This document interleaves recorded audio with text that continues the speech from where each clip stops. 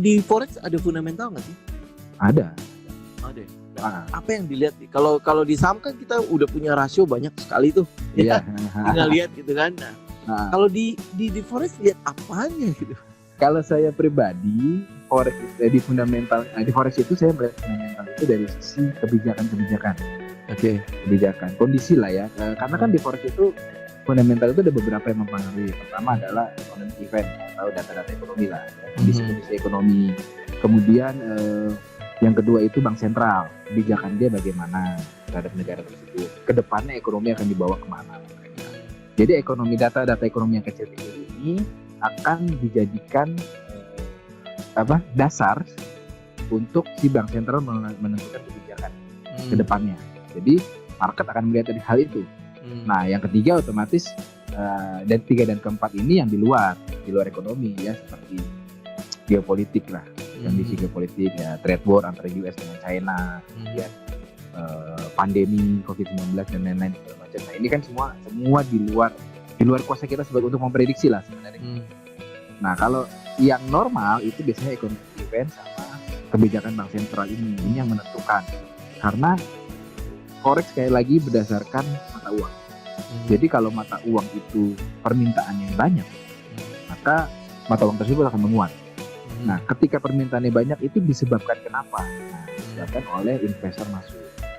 Kayak contoh lah di Indonesia ya saat ini ya, kenapa Pak Jokowi saat ini kan dia ingin banget investor luar masuk. Sebelum COVID ya, COVID kan gencar sekali kan Pak Jokowi mendorong investor luar masuk. Tujuannya apa? Supaya permintaan terhadap rupiah itu juga menguat. Salah satunya itu.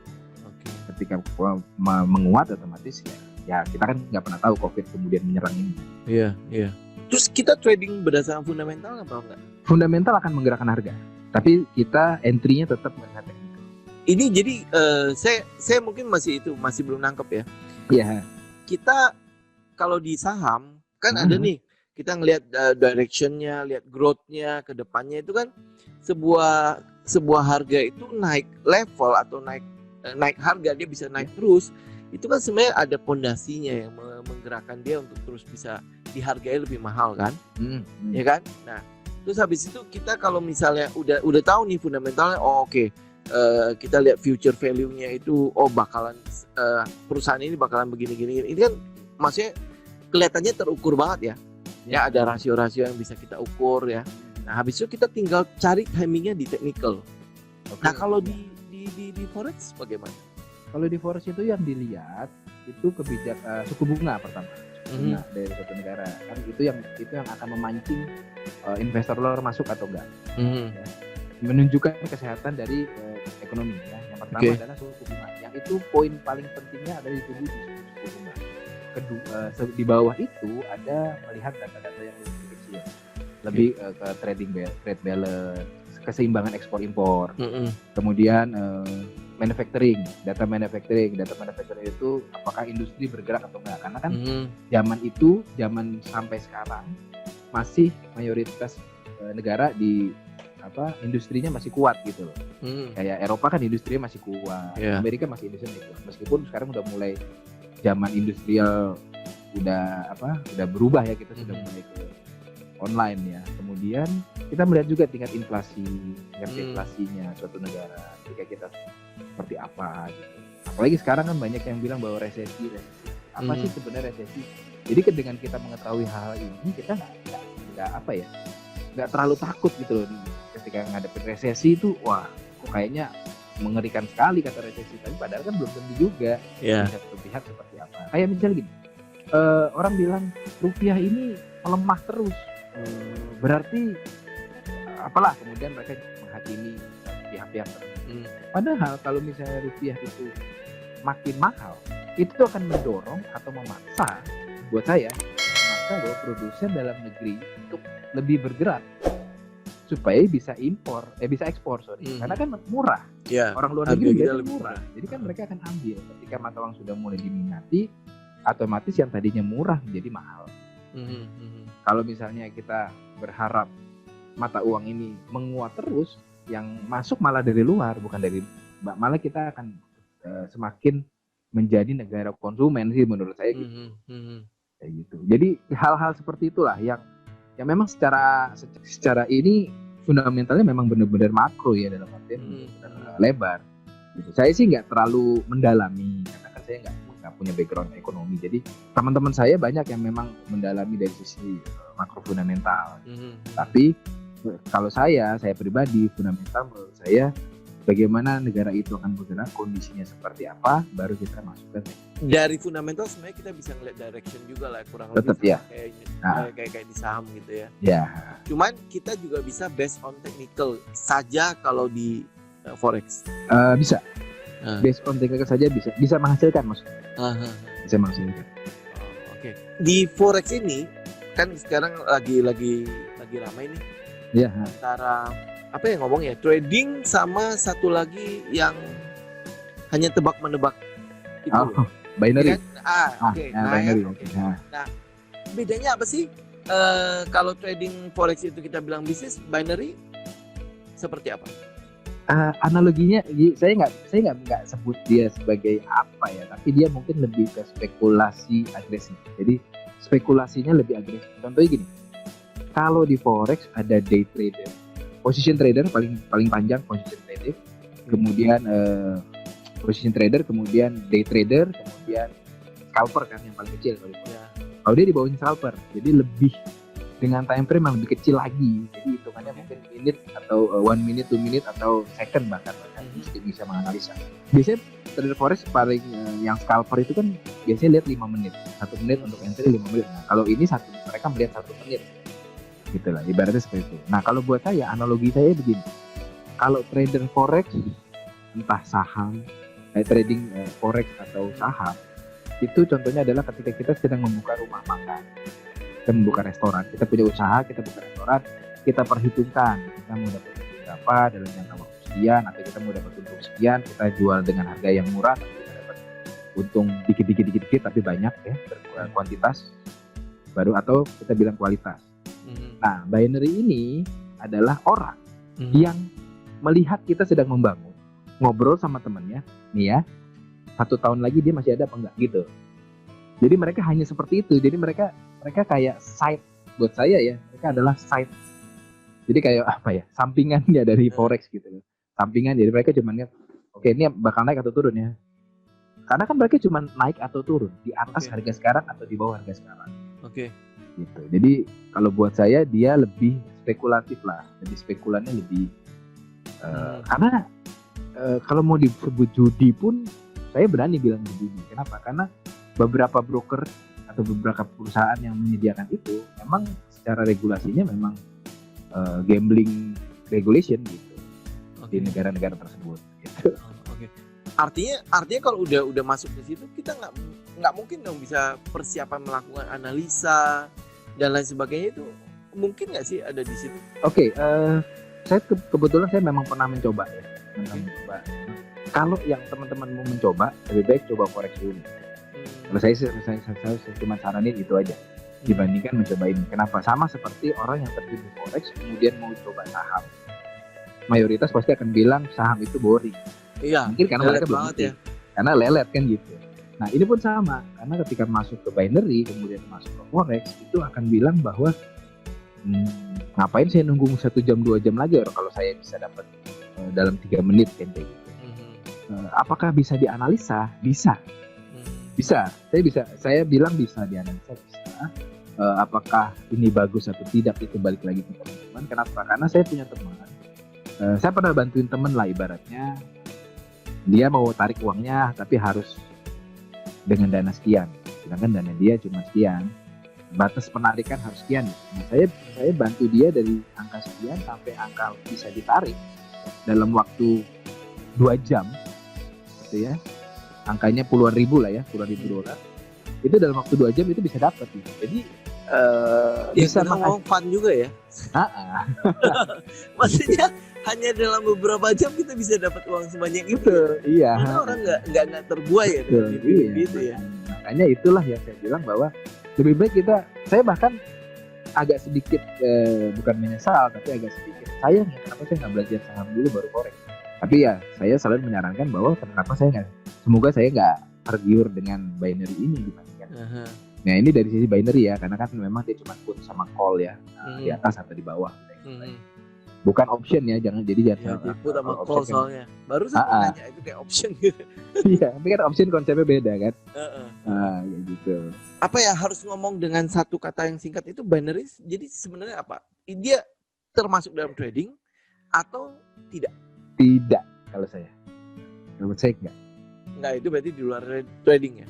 Jadi di luar trading. Kita nggak bisa bilang kalau mereka yang ada di binary itu adalah trader ya.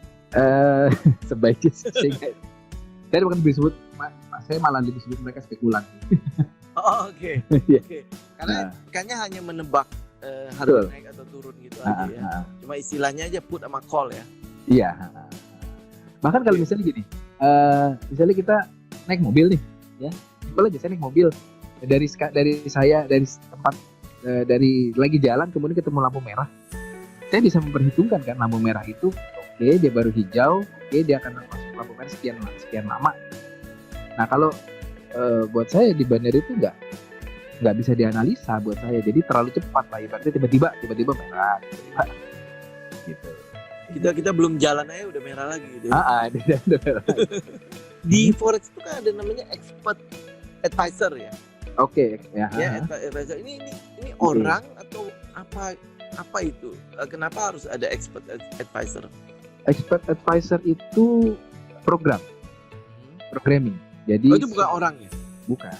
Jadi ada orang yang punya kemampuan untuk programming, bisa melakukan otomatisasi gitu.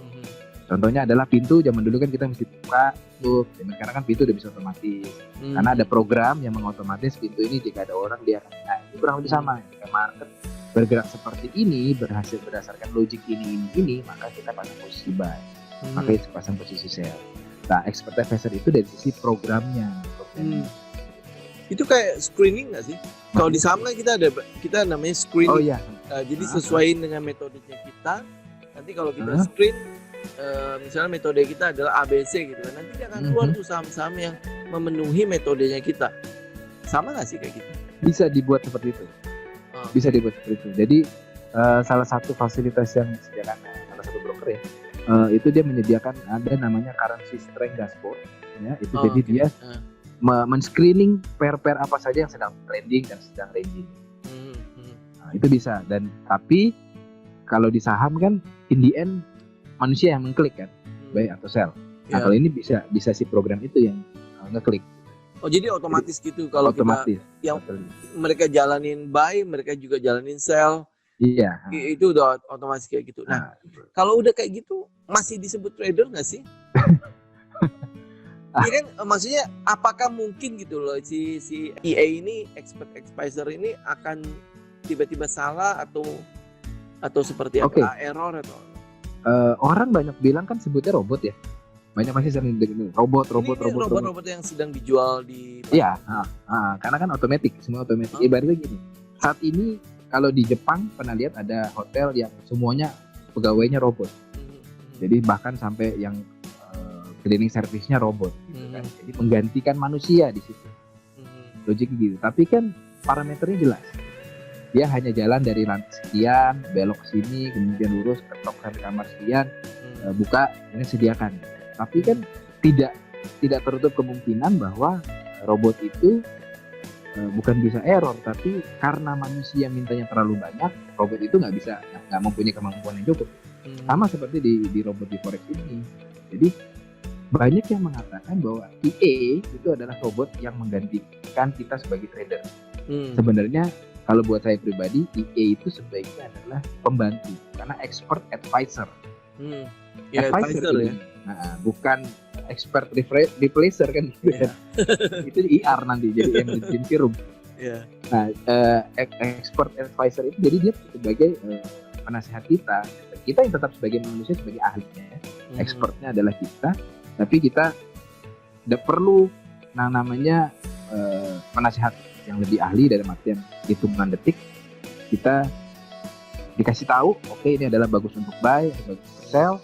Entry nggak apa-apa buy, tapi di tengah jalan kita harus tetap mengendalikan. Karena kondisi kan kayak fundamental ya, tadi saya balik ke fundamental. Fundamental kan tiba-tiba berubah. pandemi tiba-tiba. Nah, ketika pandemi semua market kan anjloknya nggak sesuai dengan logik yang tersedia di platform kan. Logiknya kita harus dengan logik manusia. Kalau kayak gitu sebenarnya sih nggak ada bedanya dengan screening di saham ya. Maksudnya kalau kita di technical kan sebenarnya ada screenernya.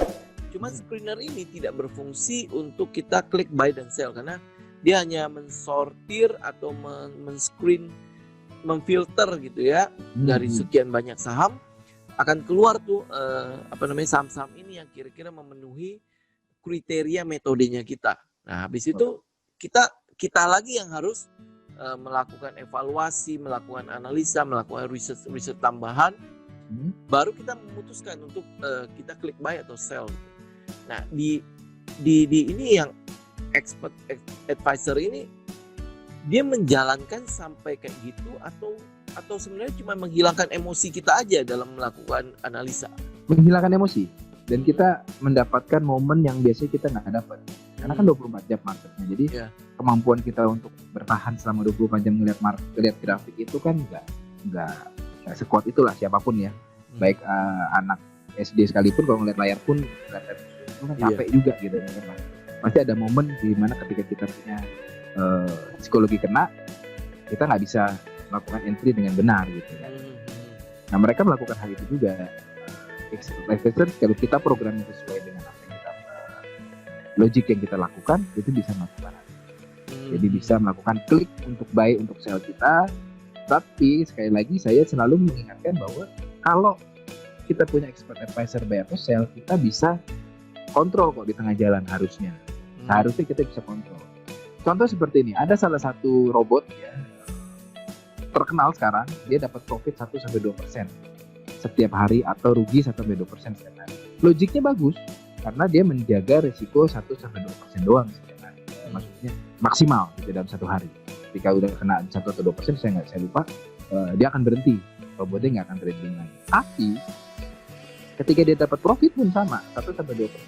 Sedangkan kalau kita sebagai manusia, kita ngeliat, wah entry-nya bagus nih. Terus kita analisa lagi, wah ini sebenarnya bisa dapat 5-6% nih satu hari. Ngapain kita harus ngikutin kan gitu ibaratnya kan. Biarkan mereka entry, setelah itu bagian selanjutnya bagian kita. Kalau saya exit-nya tetap harus kita yang itu sama nggak sih dengan memanjakan orang gitu? Artinya kalau saya udah punya expert advisor, saya udah nggak perlu harus belajar lagi loh. Dan itu mungkin error nggak sih? Atau dia akan untung selamanya gitu? Oh enggak, kalau untung selamanya enggak. Saya belum pernah ketemu. Saya nggak tahu ya, mungkin suatu saat mungkin ada teman-teman di sini yang nonton video ini mungkin ada yang bisa bilang sama saya bahwa sudah pernah menemukan robot yang bertahan lebih dari 10 tahun. Itu boleh kasih tahu saya. Saya belum pernah, karena biasanya robot itu akan terganggu dengan kondisi-kondisi fundamental, kondisi-kondisi apa ya? Kalau kita join di satu broker yang netral gitu ya, netral dalam artian benar, itu mungkin kita bisa bertahan lama dengan profit yang banyak. Tapi kalau misalnya broker tersebut nggak ibaratnya ngelawan kita ya, ibaratnya jadi mana ada sih broker yang mau profit nggak mau rugi gitu ya, ibaratnya orang profit terus sedangkan dia harus profit terus, ibaratnya kayak gitulah. Maksudnya kalau brokernya memang ngelawan. Jadi kalau menurut saya sih tergantung lagi, kita harus tahu brokernya seperti apa, robot IE-nya seperti apa, programnya seperti apa. Kalau dari sisi memanjakan, semua hal yang disediakan semua teknologi memang tujuannya untuk memanjakan. Handphone memanjakan.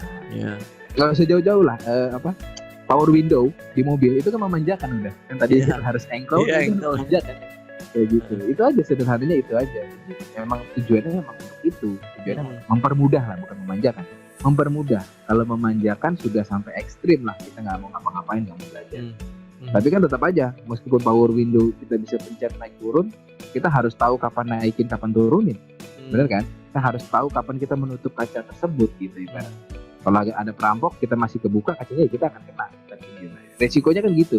Sama seperti di forex. Kalau kita nggak bisa kita nggak bisa memaksimalkan keuntungan, kita malah bisa jadi kena maksimal kerugian. walaupun ini robot udah bagus banget, dia tetap akan ada waktu di mana penciptanya harus tetap mungkin melakukan Update penyesuaian. terus ya, harus update terus. Artinya kalau penciptanya udah nggak ada, ini mungkin juga Akan selesai stop. juga ya. Selesai juga. Ya, saya nggak tahu lah regenerasi, cuman ya tetap buat saya suatu hal yang sudah diciptakan, dia tidak mungkin akan memperbaiki dirinya sendiri kan. Ya kan? Robot nggak mungkin memperbaiki dirinya sendiri ya, banyak sih film yang bisa memperbaiki diri sendiri. Kalau manusia kan, kalau apa ibaratnya sistem di otak kita ini nggak ada yang bisa memperbaiki. Iya, yang mungkin nggak masuk ke logika saya itu adalah ini loh. Kalau dia untung terus, siapa yang rugi gitu?